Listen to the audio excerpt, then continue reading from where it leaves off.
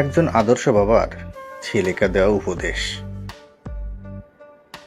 জুতা সেলাই বা রং করতে চাইলে মেরামতকারীর দোকানের সামনে পা বাড়িয়ে দিও না, বরং জুতা খুলে নিয়ে একবার মুছে নিও। কখনো কাউকে কামলা, কাজের লোক বা বুয়া বলে ডেকো না।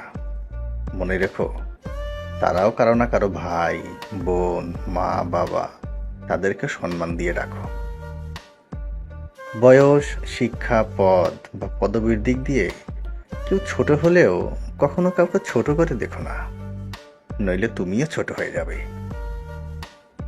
পড়াশোনা করে জীবনে উন্নতি করো, কিন্তু কারো ঘাড়ে পা দিয়ে উপরে ওঠার চেষ্টা করো না।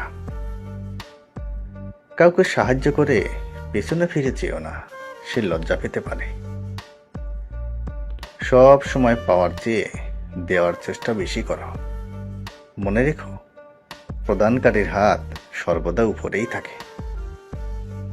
এমন কিছু করো না যা তোমার জন্য এবং তোমার পরিবারের উপর আঙ্গুল ওঠে। ছেলে হয়ে জন্ম নিয়েছ, তাই দারিদ্র্য এড়িয়ে যেও না। তোমার কি আছে তোমার গায়ে কিন্তু লেখা নেই, কিন্তু তোমার ব্যবহারে দেখা যাবে তোমার পরিবার কোথায় আছে। কখনো মার কথা শুনে বউকে এবং বউয়ের কথা শুনে মাকে বিচারের কাঠগড়ায় দাঁড় করিও না। কাউকে ফেলে দিতে পারবে না। কারো বাসায় নিমন্ত্রণে গেলে বাসায় দুমুঠো ভাত খেয়ে যেও, অন্যের পাতিলে ভাতের আশায় থেকো না। কারো বাসার খাবার নিয়ে সমালোচনা করো না। কেউ খাবার ইচ্ছা করে অসাধ করার চেষ্টা করে না। বড় হবার জন্য নয়, মানুষ হবার জন্য চেষ্টা করো।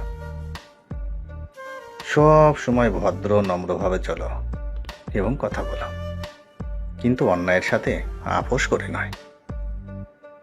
আসলে একজন বাবা 100 জন শিক্ষকের সমান। ঘামতে দেখেছি, কিন্তু কাঁদতে দেখিনি। উনি হলেন বাবা। বাবা জীবনের প্রথম বন্ধু। সবশেষে বাবা হলো বিশ্বাস। বাবা অক্লান্ত পরিশ্রম করে ছেলে মেয়েদের আবদার পূরণ করে, সেই হলো বাবা। নিজের সবকিছু দিয়ে ছেলে মেয়েদের আগলে রাখার অপর নাম বাবা। বাবা নিজের জন্য না ভেবে শুধু পরিবারের কথা ভাবে, সেটাও বাবা।